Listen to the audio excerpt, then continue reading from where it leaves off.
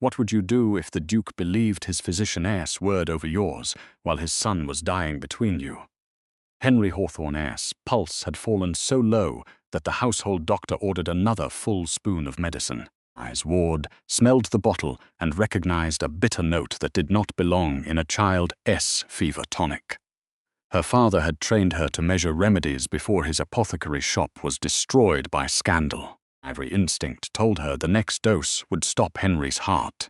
Duke Alistair commanded her to release the spoon. Instead, Eliza poured the medicine onto the floor and replaced it with one drop from a sealed vial in her own case. Breathing steadied, the physician immediately accused her of administering an unknown substance, and a search uncovered poison hidden beneath her mattress. Alistair dismissed her in front of every servant, but as Eliza reached the door, medicine cabinet began ticking like a clock. The sound was faint, no louder than a beetle trapped behind wood, yet Eliza stopped so abruptly that the maid carrying her trunk nearly struck her. Morcant continued telling the Duke that concentrated foxglove had been found in Eliza's room. Every servant in the nursery stared at her, as if guilt had already become fact. "Fine," she said. Alistair's face was white with fear and fury. "You have been dismissed, Miss Ward. Then dismiss me after you open that cabinet." Morcant placed himself between her and the bed. He had served the Hawthorne family for 20 years, delivered Henry, and attended the late Duchess during her final illness. His silver hair and measured voice carried more authority in the house than Eliza's 5 years of devotion to the child. "The governess is creating a distraction," he said. The ticking stopped. A soft click followed. Inside the locked cabinet, a dark drop formed at the end of a tiny brass tube and fell into Henry's medicine bottle. I saw it through the glass door. She snatched the Duke's fire poker, smashed the cabinet pane, and pulled the bottle away before a second drop fell. Morcant shouted that she was destroying evidence. Aunt Eliza said, "I am preventing the next dose from being manufactured." Alistair pushed past him and examined the broken cabinet. Behind the upper shelf lay a narrow clockwork chamber. Its spring turned a cam that pressed a hidden bladder, releasing liquid through the tube at a fixed hour. Someone could refill the bladder once a week while the machine poisoned Henry one measured drop at a time. The Duke looked from the mechanism to the vial found beneath Eliza's mattress, who had access to this cabinet. "You, the nurse?" "And I," Morcant answered, "and Miss Ward whenever she attended the boy." I reminded them that she had never possessed the key. Morcant produced it from the pocket of her discarded apron. Alistair ordered Captain Reed to lock Eliza in the schoolroom until the magistrate arrived. Henry stirred and whispered her name, but his father did not look at her again. The schoolroom held maps, Latin primers, and the small herbarium Eliza had built with Henry. She pressed her hands against the locked door and forced herself to think beyond the humiliation. Her clear vial had contained a weak infusion of coffee and aromatic spirit, not an antidote. She had not cured Henry with one drop. She had simply prevented Morcant's second spoon from entering his mouth and stimulated him while his body cleared the earlier dose. The difference mattered. Henry recovered. Morcant could claim the boy had never been poisoned if he died. Eliza's vial would become the unknown substance blamed for his death. She needed to identify the dark liquid in the clockwork bladder and establish when the mechanism was installed. Henry's nurse, Mrs. Pell, brought her bread after midnight.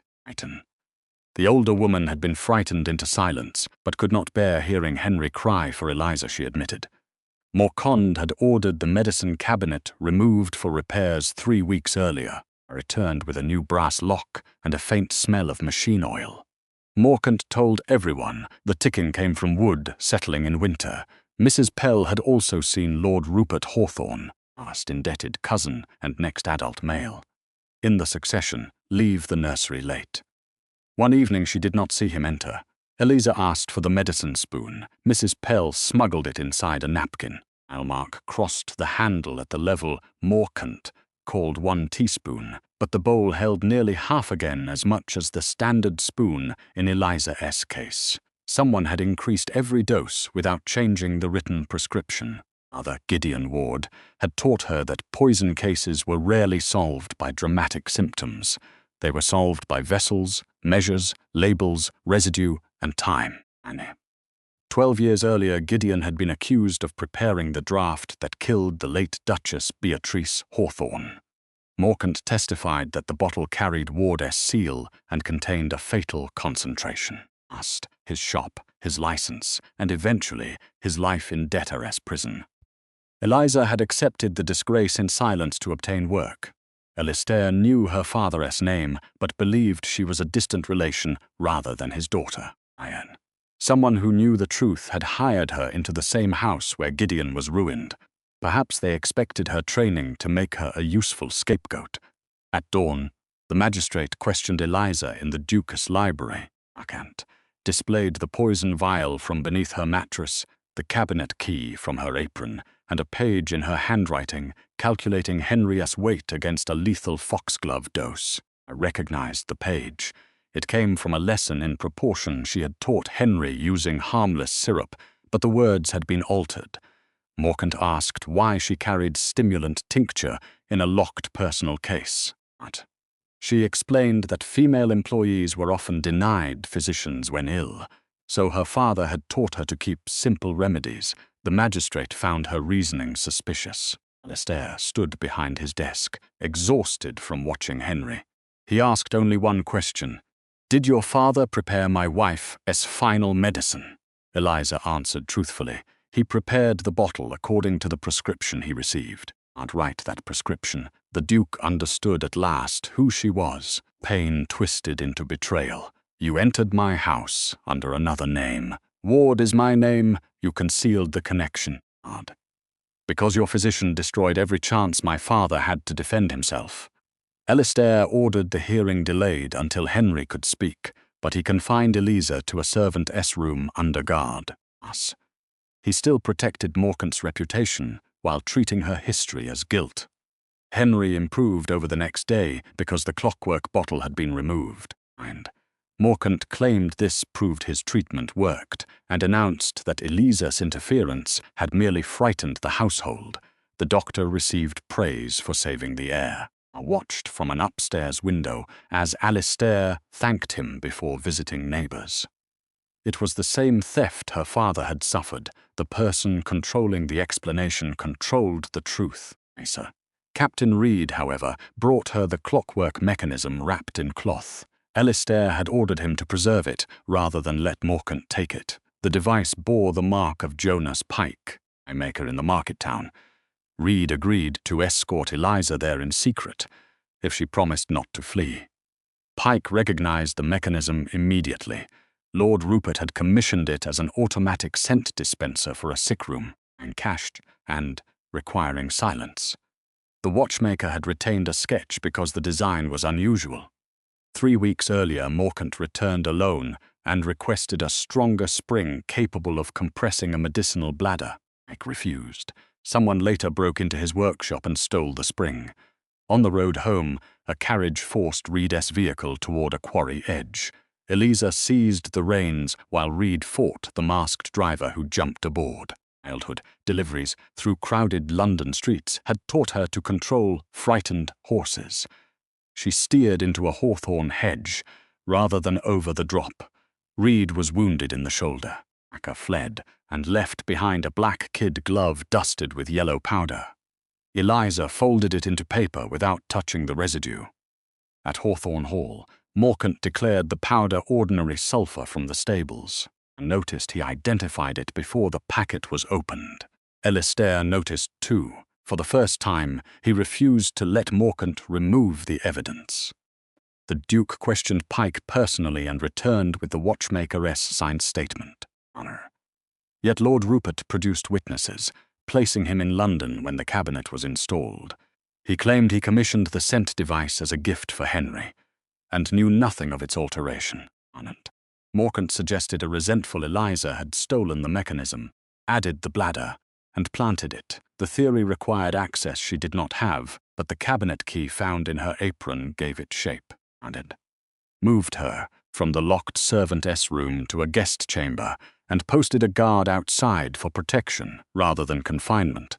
Eliza told him the distinction meant little if the door still could not open. He moved the guard and gave her the key. "I cannot ask you to trust me," he said. "Then stop asking." "Test what I tell you." They examined the medicine ledger together. Morcant recorded 6 drops at 8 each evening, and symptoms began near 9. The clock mechanism also released at 9. Eliza held the pages toward a lamp and found each numeral 8 written over a scraped 9. Morcant had created the appearance that poison entered before the machine acted, directing suspicion toward the person who administered the spoon. A blotting sheet inside the ledger preserved the original times in reverse. Alistair reached for it, then stopped, and asked Eliza how it should be handled.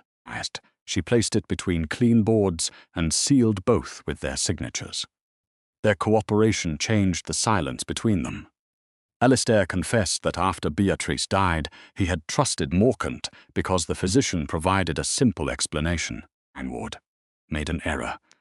A careless apothecary spared Alistair from asking whether his wife's prolonged treatment had harmed her. Eliza said grief explained why he accepted the lie on it. It did not excuse publicly condemning her before examining the cabinet. He agreed. He restored her position before the household. But Eliza refused to resume governess duties until her name was cleared. She would help Henry as a medical witness, not as an employee ordered to obedience. Morcant responded by creating a larger emergency on the morning of Henry's 10th birthday charitable breakfast. 20 children from the estate school drank a fortified cordial supplied by the Hawthorne dispensary. Within an hour, several developed vomiting, weak pulses, and blurred vision. Morcant declared an outbreak of scarlet fever and ordered the school sealed. Eliza recognized the identical bitter scent from Henry's bottle. The cordial had been contaminated with the same substance. If the children died, Morcant could call it disease and destroy the remaining bottles for public safety. If they survived under his treatment, he would appear a hero and discredit Eliza as poison claim. Entered the school against Morcant's order. She separated children who had drunk the cordial from those who had not, recorded exact amounts, induced vomiting only in those still conscious, kept the weakest warm, and refused additional foxglove-based medicine. Alistair placed the estate carriages under her command and sent riders for independent physicians. Morcant accused him of surrendering medical authority to a governess. Dozens of parents. Alistair answered, "Miss Ward identified the common exposure. You called it fever without examining who drank." He risked his standing and his son's guardianship by rejecting the recognized physician publicly. Every child remained alive. The independent doctors confirmed poisoning rather than infection. During the crisis, someone set fire to the estate dispensary. Eliza and Alistair reached it before the roof collapsed. They saved the delivery register but not the shelves. A clerk named Thomas Vale suffered burns while carrying out a locked iron chest. Inside were empty foxglove bottles bearing Gideon Ward's old seal. Morcant had preserved the obsolete seal for 12 years and used it to mark the poison planted beneath Eliza's mattress. The chest also contained Beatrice's final prescription, signed by Gideon. Eliza recognized her father's handwriting, but saw that the dosage line had been cut from another document and pasted into place. The paper layers separated where heat softened the glue. For the next 48 hours, Hawthorne Hall became a temporary infirmary. Eliza organized the recovering schoolchildren by the amount of cordial they had consumed and assigned a slate to every bed. Time, pulse, temperature, water, vomiting, and sleep were recorded in separate columns. The independent physicians initially objected to receiving instructions from a governess, but her records revealed that the children who drank from the final 6 bottles had suffered the most severe symptoms. The poison had settled unevenly at the bottom of the mixing barrel. Allowed Reed to identify the exact delivery cart and the stable boy who moved it from the dispensary. The boy remembered Morcant stopping the cart beneath the east arch for 6 minutes. Lord Rupert's carriage waited beyond the arch, with its curtains closed. Alistair remained in the infirmary, carrying water and writing figures when Eliza's cramped hand could no longer hold a pen. He had rarely spent an uninterrupted day with children other than Henry, watching frightened parents wait beside narrow cots stripped rank of its usual protection. Asked why the Duke had permitted the same physician to control the school supply and the heir's medicine, Alistair answered without blaming servants, "Because I mistook long service for proof of honesty." The woman did not forgive him, but she nodded at the truth. Near dawn, Eliza found Alistair asleep upright beside Henry, one hand still resting over the boy's blanket. She remembered the years when he had appeared only at formal lessons, asking about Latin and horsemanship while avoiding any question that might expose fear. Beatrice's death had taught him that attachment invited helplessness. Fed that belief by keeping illness mysterious and insisting only a physician could interpret it. Eliza woke the Duke and told him Henry needed a father willing to admit uncertainty more than a guardian who always looked certain. Asked whether the same was true of a husband. "It is true of any man who expects to be trusted," she replied. The burnt chest offered a second trail. Beneath its false bottom, found 12 squares cut from medicine labels.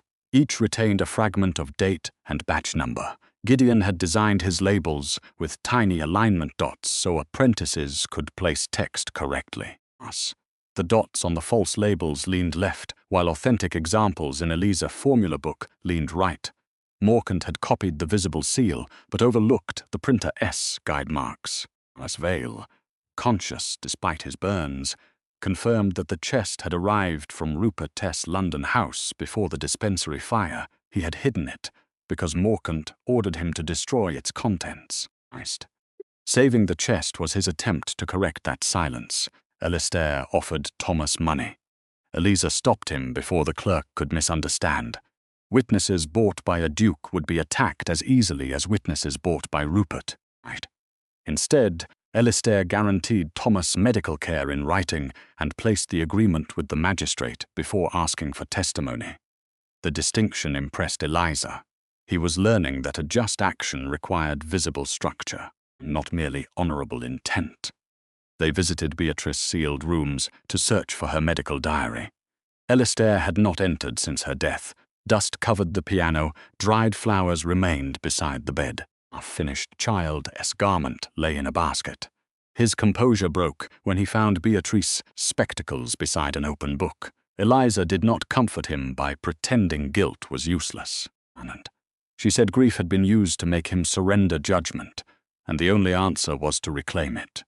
Behind the bookcase, they discovered a narrow account ledger in Beatrice's hand, and tracked charitable medicines and noticed that Rupert S. Fund paid for twice the quantity delivered to the villagers. Her final entry read, "S.M.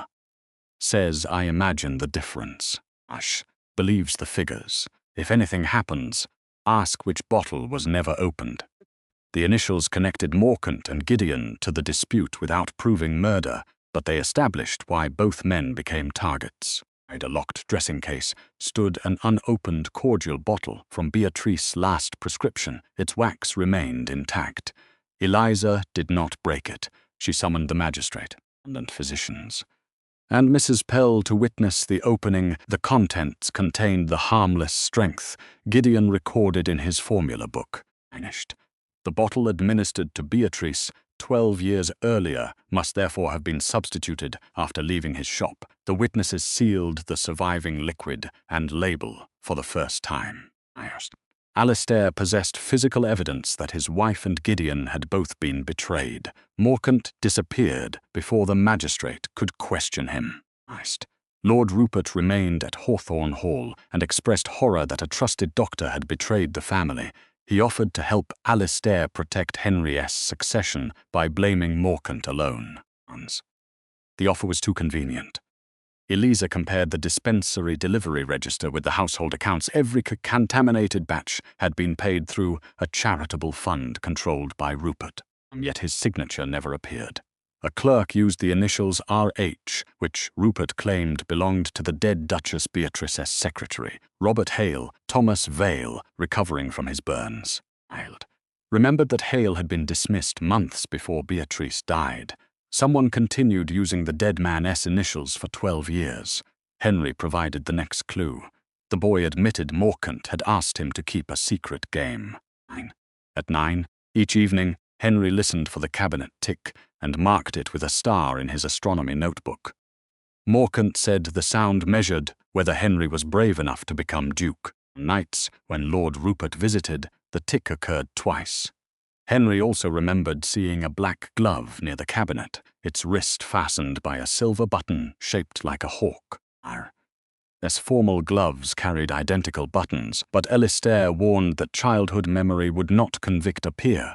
Eliza agreed. She asked Henry to surrender the notebook, sealed it with him, promised he would never again be required to keep a secret about his own body.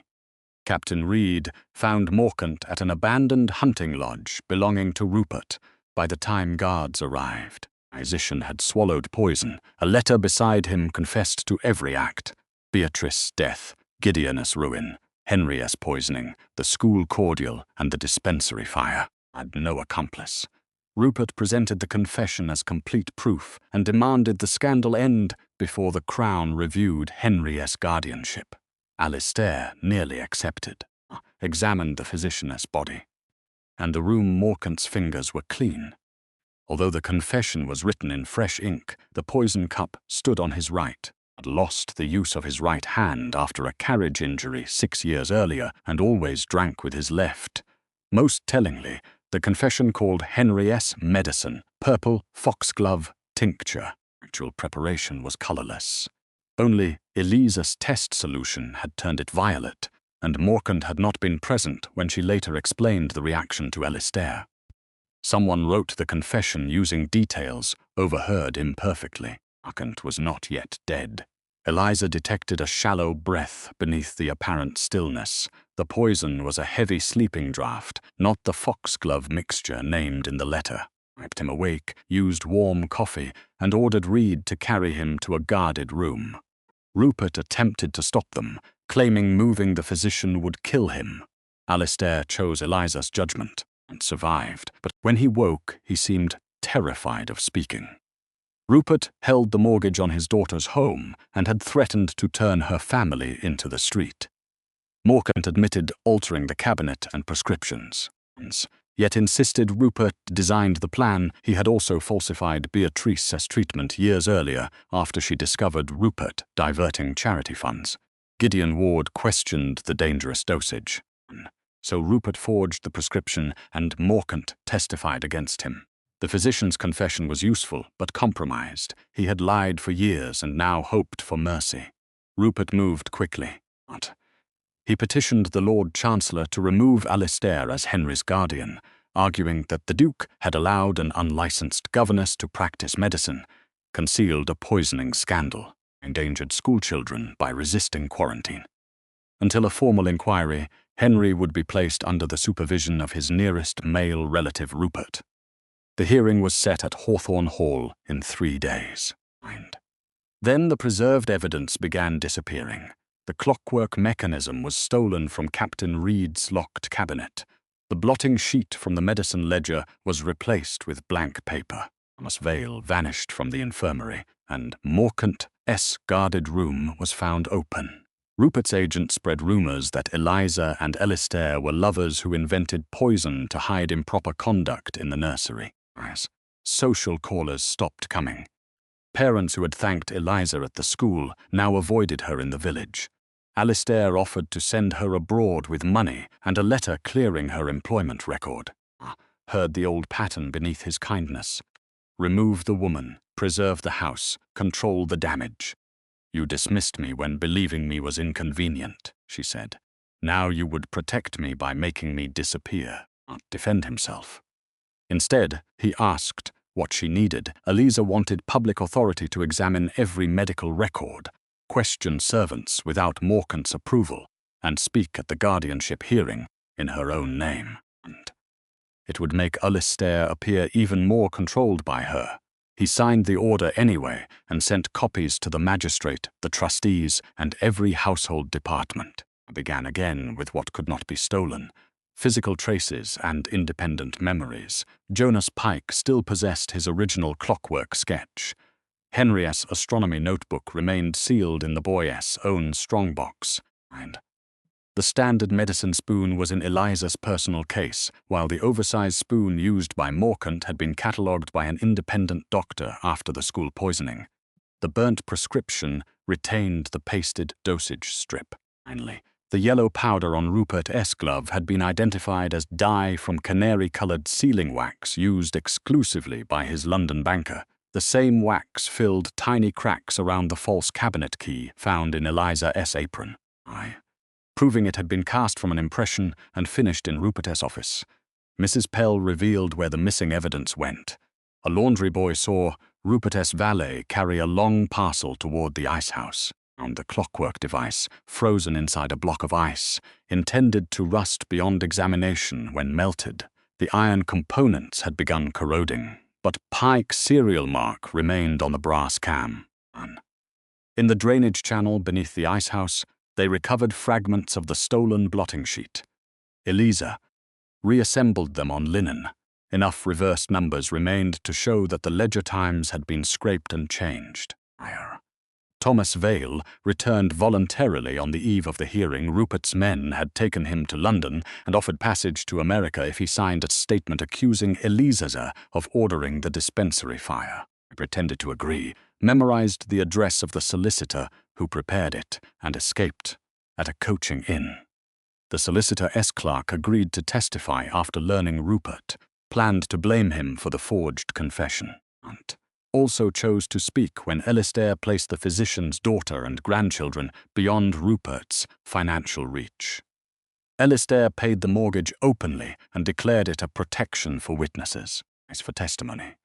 The guardianship inquiry filled Hawthorne Hall with trustees, magistrates, physicians, servants, tenants, and reporters. Rupert appeared in mourning black and addressed the panel first. Alistair as a grieving father manipulated by a disgraced apothecary's daughter. He displayed the poison vial found beneath Eliza's mattress and asked why an innocent governess possessed both the knowledge and motive to avenge her father. Answered that knowledge was not motive and access was not custody. She traced the vial backward. Gideon's obsolete seal had been stored in the dispensary chest. Morcant possessed the chest key. Al's vial label used canary wax from Rupert's banker, and the cabinet key planted in her apron came from the same wax impression. Rupert said wax could travel anywhere. Eliza agreed and moved to the medicine spoon. She poured equal measures of colored water into Morcant's spoon and a standard teaspoon. The extra half dose became visible to the entire hall. Repeated nightly, the enlarged measure weakened Henry before the clockwork drop arrived, allowing the illness to resemble a natural decline. Pike authenticated the recovered mechanism. Henry's sealed notebook established the 9 o'clock pattern before any adult publicly mentioned the machine. Rupert attacked Henry's memory as childish fantasy. Eliza did not ask the boy to testify. Instead, she produced the astronomy pages, each dated by lessons she had recorded independently. Double stars appeared only on nights. Rupert slept at Hawthorne Hall. Stable books and dinner lists confirmed every visit. Rupert claimed Morcant must have operated the device twice to impress him. Asked how Rupert knew the mechanism could release twice, Pike's public description had mentioned only a single daily motion. Rupert paused. The room changed around him. Placed Morcant's supposed suicide confession beside the physician's authentic case notes. The confession slanted rightward and contained no pressure breaks. Morcant's damaged hand forced his writing leftward with frequent rests. Our statement also used the phrase purple tincture, knowledge derived from Eliza's color test, but misunderstood by whoever overheard it. Rupert's valet admitted carrying the drafted confession and placing the sleeping draft beside Morcant. Thomas Vale identified Rupert's solicitor as the man who ordered the dispensary fire. The independent physicians confirmed the schoolchildren were poisoned from a batch paid through Rupert's charity account. Rupert still denied ordering Beatrice's death. That older crime seemed beyond proof until Eliza returned to the burnt prescription. Her father's pasted dosage strip came from a formula for an adult heart patient. In reverse appeared half of a watermark number. The other half remained in Gideon Ward's surviving formula book, preserved by Eliza since childhood. The torn fibers aligned exactly. The S. Words had been removed from a harmless record and pasted onto Beatrice's prescription after her death. Morcant admitted doing the physical work. Rupert supplied the prescription, chose Gideon as the scapegoat, and inherited control of Beatrice's charitable trust when Alistair withdrew in grief. Alistair rose before the panel announced its decision. He stated that he had accused Eliza publicly, and her on evidence he had not tested, concealed his dependence on Morcant behind the language of tradition, and nearly surrendered his son to the man who endangered him, asked the panel to judge his guardianship with those failures included. Then he declared Eliza's authority came not from his affection, but from demonstrated competence, documented evidence. I've saved. If supporting her cost him Henry's guardianship, he would accept the consequence rather than repeat the cowardice that ruined Gideon Ward. Rupert lunged for the prescription and attempted to tear it, and stopped him. Before his hand reached the table, the act completed what the evidence had begun. The panel dismissed his petition, ordered his arrest for conspiracy, forgery, kidnapping, attempted murder, and misuse of charitable funds, and referred Beatrice's death for Crown prosecution. Morcant lost his medical standing and faced imprisonment, with his cooperation considered only after every victim's case was recorded. Solicitor, valet, and bribed servants received consequences according to their roles. Gideon Ward's name was formally cleared by the medical board and county magistrate. Henry recovered slowly. Taught him that medicine was not magic delivered by an unquestionable man, but a practice of observation, measured risk, and honest records. Alistair established an independent dispensary serving the estate school and villages. Every bottle required 2 signatures, every measure matched a public standard. No physician controlled both prescription and supply. He offered Eliza its directorship with a salary and residence, independent of her employment as governess. She accepted the post but did not resume her old position. Henry received tutors, chosen with his participation, and Eliza remained in his life because both wished it, not because the Duke commanded it. Months passed before Alistair spoke of love. By then he had published the correction of Gideon's case, restored compensation to families harmed by Morcant, and placed the Beatrice Trust under elected oversight. Asked Eliza to forget the schoolroom door or the servants watching her dismissal. When he finally proposed marriage, he did so inside the new dispensary after closing. With no witnesses and no assumption that gratitude required acceptance. Eliza told him she would not become a duchess if the title swallowed the work she had built. Alistair placed the dispensary charter beside the ring. It guaranteed her independent authority and property whether she accepted him or not. Before answering, Eliza travelled to London to stand before the board that had condemned her father. Alistair offered to accompany her, but she went first with Thomas Vale and the independent physicians. Gideon's restoration belonged to his evidence and to his daughter's voice, and to a duke's influence. She presented the unopened cordial, the false labels, Beatrice ledger, and the reconstructed prescription. The board withdrew its old finding, restored Gideon's license posthumously, and ordered the correction printed in the same professional register that once announced his disgrace. Eliza carried the printed page to his grave. Only afterward did she invite Alistair to join her, and no Hawthorne crest on the stone. He simply stood beside her while she read the correction aloud.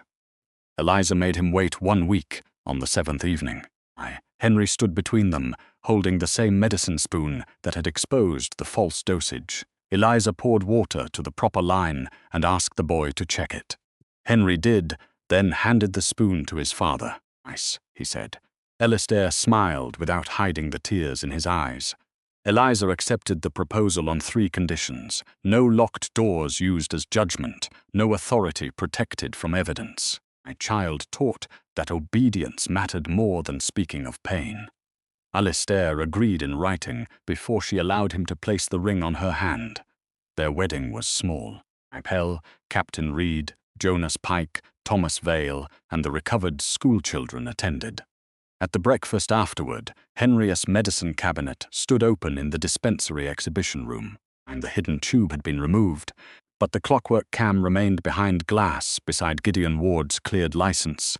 At 9 o'clock, the mechanism clicked once. No poison fell. Instead, a small brass panel opened to reveal a line engraved by Eliza: "One drop can hide a crime. One question can expose it." Henry looked toward her rather than the Duke for permission to touch the glass, nodded.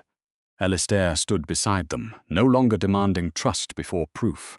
The room that once contained sealed bottles and guarded secrets now held labeled remedies, public ledgers, and doors that opened from both sides.